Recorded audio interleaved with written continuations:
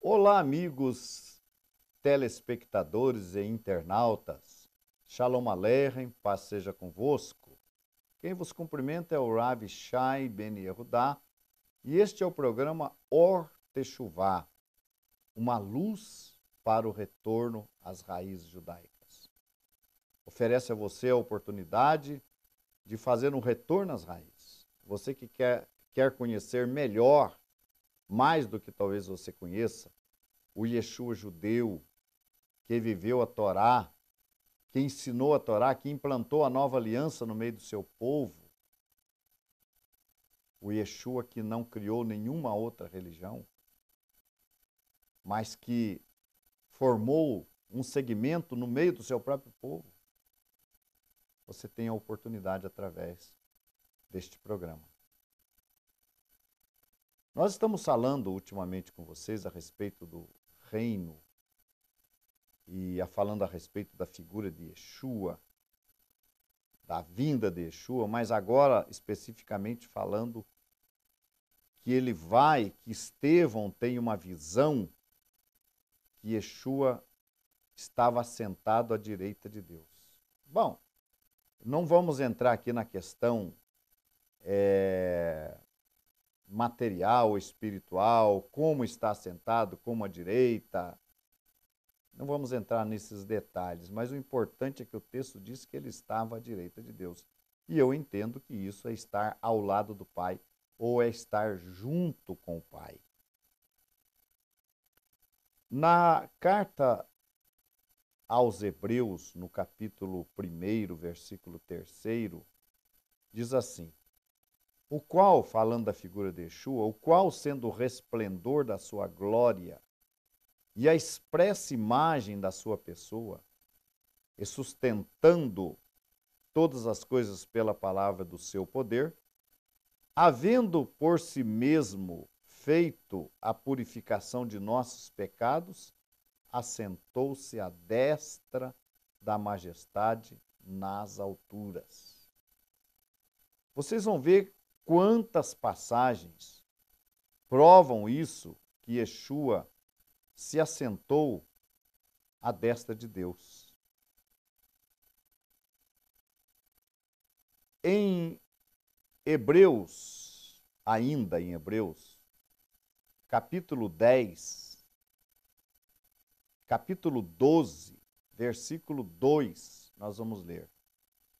Olhando para Yeshua, autor e consumador da fé, o qual, pelo gozo que lhe estava proposto, suportou a cruz, desprezando a afronta, e assentou-se à destra do trono de Deus. Está aí. Hebreus 12, 22. Vamos ver agora Marcos, capítulo 16, versículo 19. Marcos 16, 19.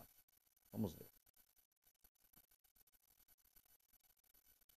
Ora, o Senhor, depois de ter-lhes falado, foi recebido no céu.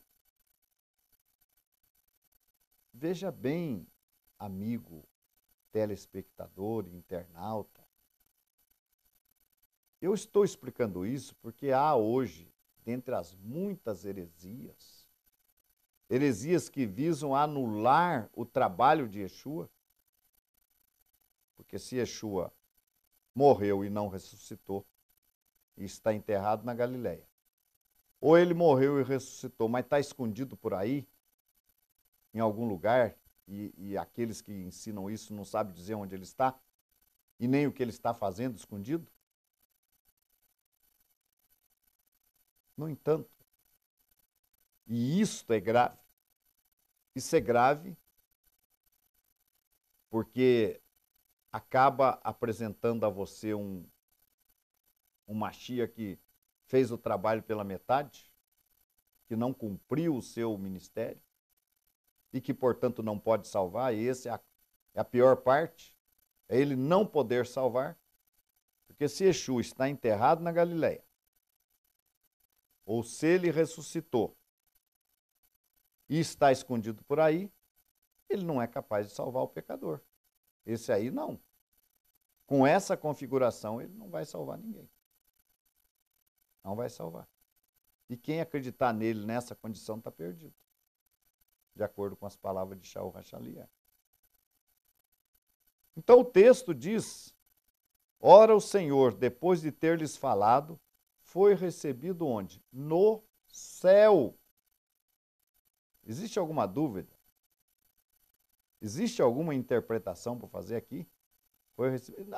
Aqui a única maneira que a pessoa tem de não crer nisso aqui é negar.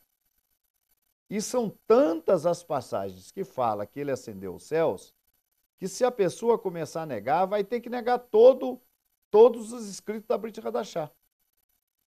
Você pode pegar determinadas passagens da Brit Hadashah, levantar até alguma dúvida. Pode sim, claro. Porque a Brit Hadashah foi escrita mais de 30 anos, ou cerca de 30 anos depois de Yeshua. Ela não existia nos dias de Yeshua, nos dias apostólicos. E ela não fazia parte do cânon. O cânon não compunha esses escritos. Então você pode questionar algumas passagens. Nós entendemos que a Brit Hadashah é um livro histórico, necessário e muito importante, teológico também, porque traz ensinamentos, mas entendemos que ele não faz parte do cânon. O cânon era aquelas escrituras que foram ensinadas nos dias de Yeshua. E o que foi escrito depois disso foi escrito para nos ajudar, mas não é parte do cânon. O próprio concílio de Jâmia, do nosso povo, que estabeleceu o cânon judaico, estabeleceu uma série de regras para que qualquer livro fosse canonizado. E os livros do Novo Testamento não preenchiam aquelas qualidades e tampouco não eram objeto de atenção do nosso povo naquela época. Então, no entanto, algumas coisas podem ser questionadas, sim. Mas um ensinamento como esse não tem jeito. Você vai ter que negar todos os escritos da Brit Hadashah. Todos. E eu repito, por que negar a ascensão de Yeshua aos céus? Por que negar isso? Nada mais, nada menos que um desejo de agradar algumas ideologias, alguns pensamentos modernos dos nossos dias. Porque não tem sentido. Negar isso aqui não tem sentido. E essas pessoas acabam, então, por negar todas as escrituras. Todos os escritos da Brit Hadashah, elas terão que negar mais cedo ou mais tarde, se já não estão negando, terão que negar, porque são muitas coisas, é muita coisa que ele vai ter que negar dentro desses escritos. Então o texto é claro. Depois de ter-lhes falado, foi recebido no céu e assentou-se à direita de Deus. Então, são inúmeros. Olha, vamos ver. Por que, eu perguntava, Yeshua se assentou à direita de Deus? Somente para esperar o reino? Não.